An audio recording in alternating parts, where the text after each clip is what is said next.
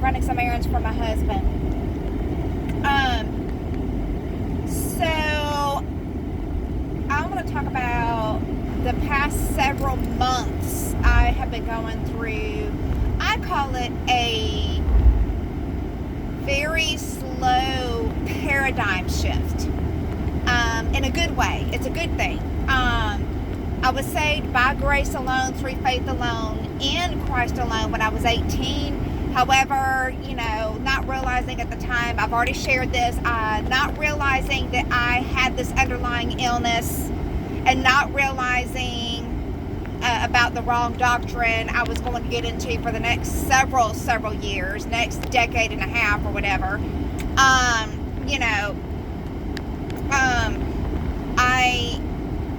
That's why the paradigm shift in these last several months is a good thing.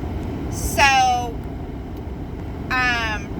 if you are not subscribed to David Benjamin, I highly recommend that you subscribe to him. He's honest. He's just, he's blunt. It's refreshing. He's not fake. He just tells you like it is. But at the same time,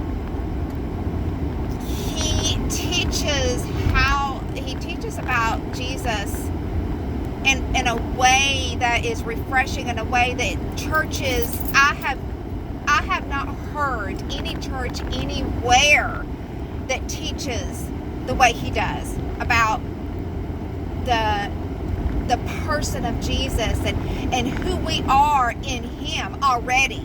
The positional truth that we are to saturate our minds with, because out of positional truth comes experiential truth, right? We got to anchor ourselves in divine facts, okay? And then as we chew on those facts and as we marinate ourselves in those divine facts, then experiential truth will start washing over our souls and refreshing us, and it will give us a taste of the living water that we did not realize that we were missing. So my paradigm shift has been from, okay, Lord, please forgive me of this sin. Lord, I am so sorry, yada, yada, yada, yada. Condemnation, constant condemnation, to, wow, Jesus, like the fullness, I am complete in Christ. Like the fullness of God dwells in me. The fullness. I am already complete in Christ. That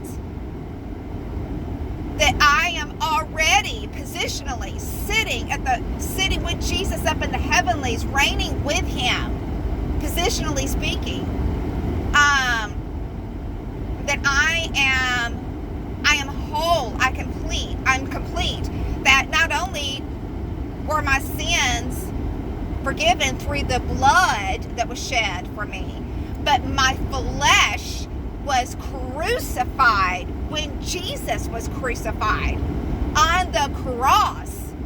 Okay? When Jesus said, take up your cross and follow me, those of us who have become blood-bought, born again, in what Jesus has already done, and through him and with him, we have already taken up our cross and we have followed him. We have become crucified with Christ, okay? And we are now resurrected with him. The same spirit that resurrected Jesus from the dead resides in us. We don't have a clue what that real, we are barely scratching the surface. Like we just don't have any clue. And it's such a wonderful truth that it is going to take eternity, right, for us to even begin to scratch the surface of these amazing truths. And so what I am experiencing is such a paradigm shift does not happen overnight, but it has been the best thing that has happened to me